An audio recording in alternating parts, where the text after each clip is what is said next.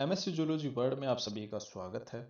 आज की video biological control पे होने वाली है। इससे पहले हमने इंसेक्ट पेस्ट कंट्रोल के वेरियस मेथड, जिसमें physical method, mechanical method, chemical method, cultural method, quarantine regulations जैसे तरीके हमने डिटेल के साथ में डिस्कस किए हैं, जो आपको चैनल की प्लेलिस्ट खोलने पर वहाँ पर मिल जाएंगे।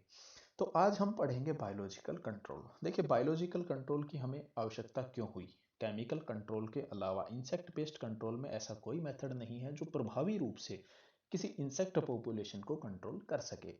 लेकिन केमिकल कंट्रोल जो है वो प्रभावी रूप से एक इंसेक्ट की पॉपुलेशन को अच्छे से कंट्रोल कर सकता है। लेकिन हम जानते हैं कि केमिकल्स जो होते हैं वो अत्यधिक महंगे आते हैं, उनकी कॉस्ट जो होती है वो बहुत ज़्यादा पड़ती है, तो इजीली उन केमिकल्स को सभी लोग यूज नहीं कर पाते हैं। इसके अलावा वो वातावरण के लिए बहुत ही ज़्यादा नुकसानदायक होते हैं। तो इन वजहों से हम जो केमिकल हैं, केमिकल कंट्रोल के मेथड हैं, उनको उपयोग में नहीं लेते हैं। इसलिए हमें एक नया कंट्रोल मेथड डेवलप करने की आवश्यकता पड़ी। अब ये जो नया कंट्रोल सिस्टम है इसको बायोलॉजिकल कंट्रोल कहेंगे। तो इसका मेथड क्या है? देखिए, जब भी हम नेचुरल या इकोलॉजी की जब भी हम बात करेंगे तो वहाँ हम दो इंसेक्ट देखेंगे, और दो इंसेक्ट में जैसे उनमें कंपटीशन हो सकता है, और कंपटीशन उनमें किसी भी चीज़ के लिए हो सकता है। तो एक पेस्ट होगा, एक उसका नेचुरल एनिमी होगा। तो जो नेचुरल एनिमी होगा वो उस इंसेक्ट की जो पॉपुलेशन है उसको कंट्रोल करता है। तो सबसे पहले डेफिनेशन में आप यही देखेंगे कि पैरासाइटोइड और पैरासाइट जो होता है, या जैसे इसमें निमेटोड जो होंगे वो प्रीडेटर्स, या पैथोजन जो होंगे वो, तो ये सारे जो बायोलॉजिकल एजेंट्स हैं ये सारे मिलकर के किसी और जो जीव है उसकी डेंसिटी को एक लोअर एवरेज पर रखने में मदद करते हैं, हेल्प करते हैं, मेंटेन रखते हैं उसकी लोअर एवरेज को। ये बायोलॉजिकल कंट्रोल कहलाता है। अब बायोलॉजिकल कंट्रोल में सबसे पहले जो बायोलॉजिकल एजेंट्स हम पढ़ने जा रहे हैं वो पैरासाइटोइड एंड प्रीडेटर है।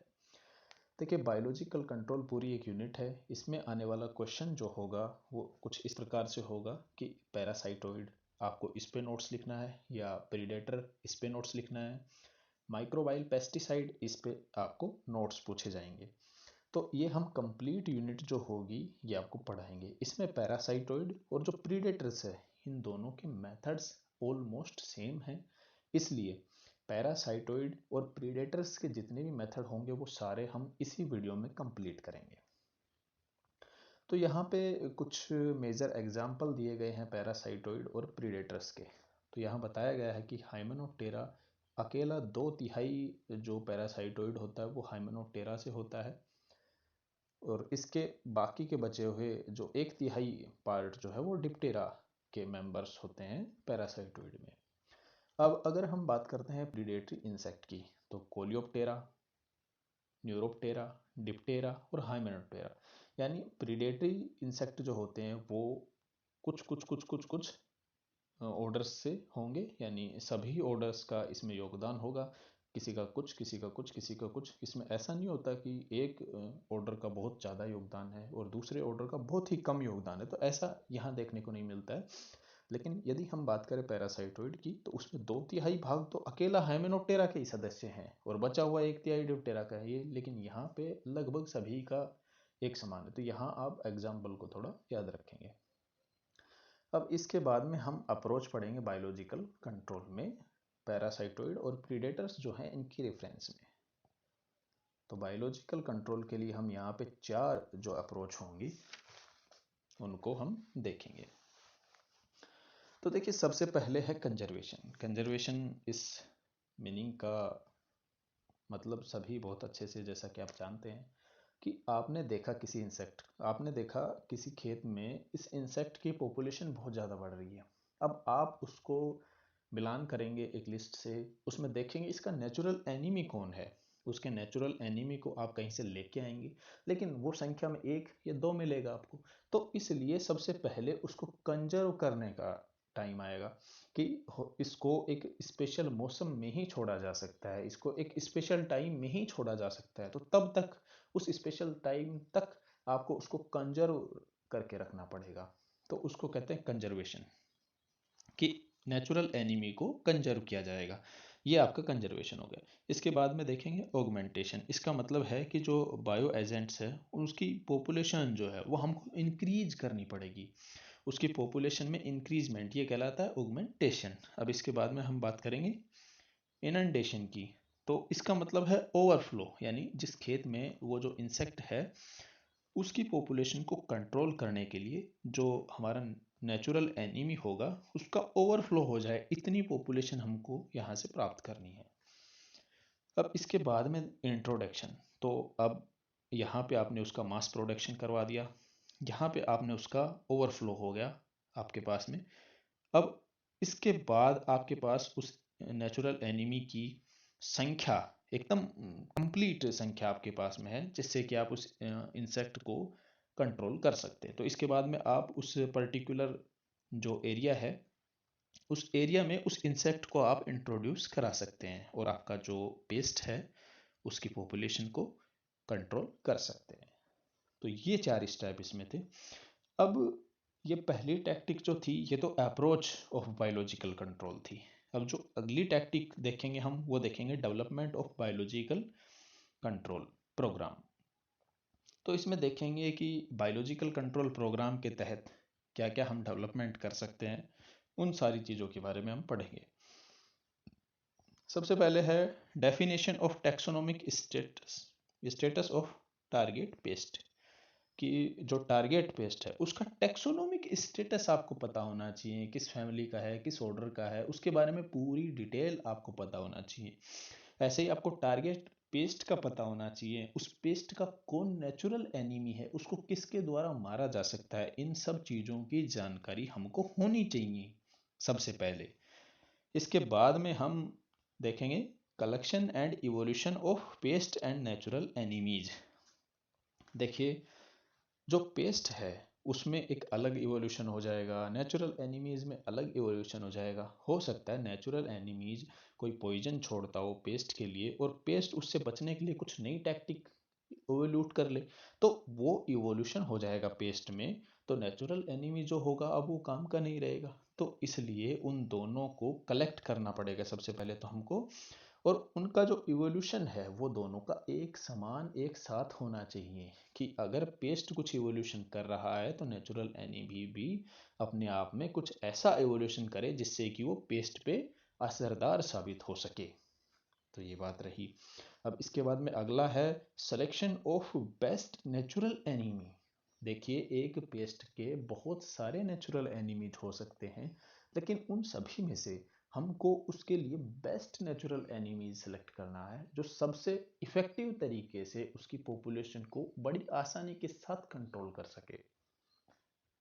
इसके बाद में है augmentation of best natural enemy. अब आपने देख लिया कि ये नेचुरल एनिमी इसके लिए सबसे ज़्यादा बेस्ट है। अब उसके बाद में उसका ऑगमेंटेशन कराएंगे, यानी उसको आपने लिया और उसकी संख्या में बढ़ोतरी करवानी है अब आपको। इसके बाद में देखेंगे introduction of natural enemy in the field. अब जो नेचुरल एनिमी है उसको और अब इसके बाद में ऑगमेंटेशन के बाद में जो वो नेचुरल एनिमी होगा उसका हमें इंट्रोडक्शन कराना है उस पर्टिकुलर फील्ड में। अगला है criteria of parasitoid predator for use in biological control. हमें ऐसे क्राइटेरिया देखने हैं जिनके बेसिस पे हम बायोलॉजिकल कंट्रोल में पैरासाइटोइड या प्रीडेटर को यूज में ले सकते हैं। तो उसके लिए हम कुछ डिजायरेबल एट्रीब्यूट्स जो हैं वो डिसाइड करते हैं कि हम किन नेचुरल एनिमीज का सिलेक्शन करेंगे। तो वो कुछ एट्रीब्यूट्स हमको देखने हैं। पहला है सिंक्रोनी विद पेस्ट पॉपुलेशन, कि जो पेस्ट की पॉपुलेशन है उसके साथ में उसकी कुछ समानताएं होनी चाहिए, कुछ सिमिलरिटीज भी उनमें होनी चाहिए। दूसरा है high host press searching efficiency. जैसे खेत अगर होगा तो उसमें जो पेस्ट होगा और पेस्ट के ऊपर हमने नेचुरल एनिमी छोड़ा है, तो जो नेचुरल एनिमी है वो अपने होस्ट को उसमें अपने होस्ट को सर्च करने की जो एफिशिएंसी है वो बहुत हाई होनी चाहिए। ऐसा नहीं है कि आपने उसको छोड़ दिया और अब वो इधर उधर भटक रहा है और उससे अपना जो पेस्ट है वो सर्च ही नहीं हो पा रहा है, तो ऐसे नेचुरल एनिमीज का कोई फायदा नहीं, क्योंकि वो आपके कोई काम का नहीं। अगला है डेंसिटी रेस्पॉन्स। डेंसिटी रेस्पॉन्स का मीनिंग है कि जो आपका नेचुरल एनिमी है वो उस डेंसिटी के अकॉर्डिंग रेस्पॉन्स करे। अगर जो पेस्ट है उसकी डेंसिटी बहुत ज़्यादा है तो नेचुरल एनिमीज को अपनी पॉपुलेशन में इंक्रीजमेंट करने के साथ साथ पेस्ट की पॉपुलेशन को कम करने की आवश्यकता है। और यदि पेस्ट की पॉपुलेशन एक मिनिमल लेवल तक पहुंच चुकी है जहां पे वो फसल को ज़्यादा नुकसान नहीं पहुंचा रहा है, जहां कैपेबल जो लॉस है वो हो रहा है, जितना नुकसान हम सहन कर सकते हैं उतना लॉस हो रहा है, तो उसके बाद जो पेस्ट होगा उसमें जो नेचुरल एनिमी होगा अब वो पेस्ट को नुकसान नहीं पहुंचाना चाहिए। नहीं, अदरवाइज अगर सारे पेस्ट खेत से ख़त्म हो जाएंगे तो उनके जो नेचुरल एनिमीज होंगे वो फूड की एब्सेंस में खुद भी नष्ट हो जाएंगे, तो इससे नुकसान हो जाएगा। तो इस वजह से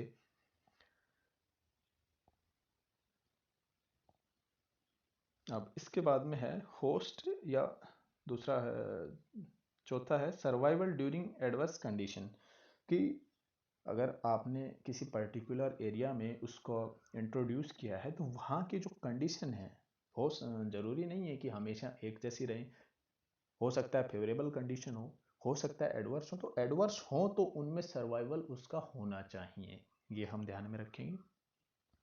अगला है होस्ट या प्रे स्पेसिफिसिटी। जिस पेस्ट के लिए आपने नेचुरल एनिमी ढूंढा है उसमें अपने होस्ट के लिए स्पेसिसिटी होनी चाहिए, यानी वो उसको ढूंढ के उसको ख़त्म करना चाहिए, उसके लिए एक स्पेशल मैकेनिज्म उसमें होनी चाहिए। अब हम देखते हैं एबिलिटी ऑफ होस्ट डिस्क्रिमिनेशन। अगर वहाँ पे बहुत सारे इंसेक्ट हैं सेम साइज शेप के, तो वो पेस्ट, सॉरी, वो नेचुरल एनिमी मेल या फीमेल जिसको भी अपना होस्ट बनाता है तो उसमें उसको डिस्क्रिमिनेशन होना चाहिए, उसको विभेद करने की क्षमता उसमें होनी चाहिए। नेक्स्ट है पोटेंशियल रेट ऑफ इंक्रीजमेंट।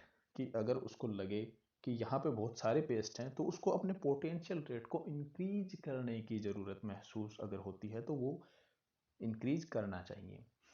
और अगला है मास कल्चरेबिलिटी। तो इसका मतलब है कि जैसे कल्चर होता है यानी कि उसको हम लैब में प्रोड्यूस कर सकते हैं, तो मास कल्चरेबिलिटी का मतलब है कि उसको एक बड़ी संख्या में हम बना सके, वो ऐसा होना चाहिए। अब इसके बाद में जो चौथा पॉइंट है डी, वो हम देखेंगे enhancement of biological activities of parasitoid and predator. तो इसमें हम देखेंगे कि जो फूड सोर्स हैं, एग्रीकल्चर प्रैक्टिस हैं, क्लाइमेटिक वेरिएशंस हैं आदि जो होती हैं वो पैरासाइट के बायोटिक पोटेंशियल को इन्फ्लुएंस करती हैं। ये सभी जो चीज़ें हैं ये जो पैरासाइटोइड और प्रीडेटर्स होती है इसके इन्वायरमेंट को प्रभावित करती है। तो इसमें सबसे पहले प्रभावित करने वाले में देखेंगे मैनिपुलेशन ऑफ हैबिटेट। तो इसमें हम देखते हैं कि जो एग्रो इकोसिस्टम होता है यानी खेत में जो इकोसिस्टम बनता है उसको एग्रो इकोसिस्टम कहते हैं। Agro ecosystem are most efficient of environment in which to introduce the efficient operation of biological control agents. तो उसका इसका मीनिंग ये हो गया कि जो उसका हैबिटेट है हम उसको मैनिपुलेट करके देखेंगे, उसमें इतना ही चेंज हम कर पाए कि जितना वो सर्वाइवल कर सके, जितना वो सहन कर सके। दूसरा है genetic improvement of parasitoid. Genetic improvement का मतलब है कि it remain a controversial tactic. इसमें थोड़ी सी कंट्रोवर्सी है, ये टैक्टिक जो है जेनेटिक इंप्रूवमेंट वाली इसमें थोड़ी सी कंट्रोवर्सी है। अब वो कंट्रोवर्सी कैसे है वो समझिए। We can quantify the likelihood of achieving successful laboratory selection responses and document the fitness and efficiency of selected parasite under field condition। इसमें ये प्रॉब्लम आती है कि हम उसको लेबोरेटरी में टेस्ट करते हैं और लेबोरेटरी में टेस्ट करके उसको फिटनेस या एफिशिएंसी का एक लेबोरेटरी रिपोर्ट उसको प्रोवाइड करते हैं या एक सर्टिफिकेट प्रोवाइड करते हैं। लेकिन वो लेबोरेटरी का काम था। लेबोरेटरी में वो सारी कंडीशन नहीं बनाई जाती जो नेचर में या एक खेत में जो हो सकती हैं। तो ये थोड़ी सी कंट्रोवर्शियल है, क्योंकि लैब के हिसाब से आप तैयार करेंगे, और जब आप रियलिटी में खेत में जब पेस्ट आएगा और उस वक्त जब आप उसकी टेस्टिंग करेंगे तो उस टाइम पे कंडीशन थोड़ी सी अलग हो सकती है। इसलिए ये टैक्टिक जो है ये थोड़ी सी कंट्रोवर्शियल है। अब इसके बाद में तीसरी देखते हैं, manipulating behave of adult parasitoid by semi chemicals. अब इसमें जो एडल्ट पैरासाइट जो होगा उसको कुछ सेमी केमिकल्स देके और उसके बिहेवियर जो होगा उसको हम मैनिपुलेट कर सकेंगे। जैसे कैरोसिन हो गया, तो जो कैरोसिन जो होता है वो पैरासिटिज्म को इंक्रीजमेंट करता है। तीन तरीके से कर सकता है। पहला है बाय स्टिमुलेटिंग फीमेल पैरासाइटोइड, दूसरा है by retaining the female parasitoid on the treated host patch, next है by improving the egg distribution among host। तो ये तीन तरीके से इनहेंसमेंट हो सकता है। अब इसके बाद में हम बात करेंगे आर्टिफिशियल फूड सप्लीमेंट की। तो कुछ आर्टिफिशियल फूड सप्लीमेंट होंगे जिनको दे करके हम, जैसे हनी ड्यू हो गया है ना, तो it has been found that artificially spray of honeydew induced the early appearance of parasitoid and predator of aphid and bollworm of cotton and other crop। तो ऐसा देखा गया है कि यदि हम हनी ड्यू का स्प्रे कर देते हैं तो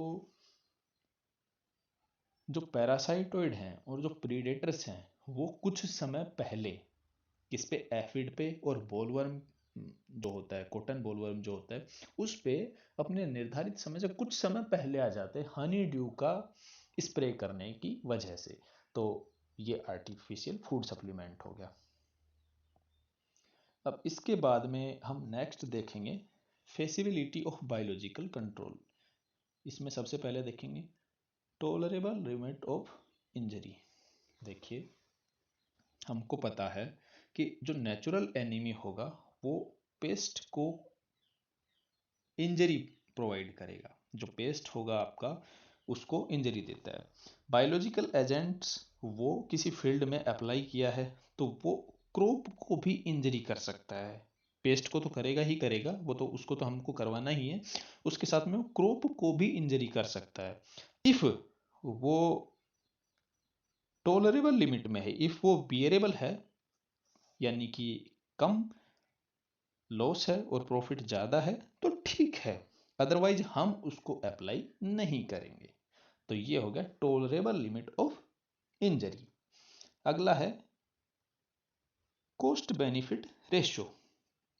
कॉस्ट बेनिफिट रेशियो का मतलब है कि वो जो नेचुरल एनिमी था उसको आपने इंट्रोड्यूस करवाया है, इस पूरी प्रोसेस में कॉस्ट कितनी रही है आपकी, इसके बाद आप उसमें प्रॉफिट देखेंगे।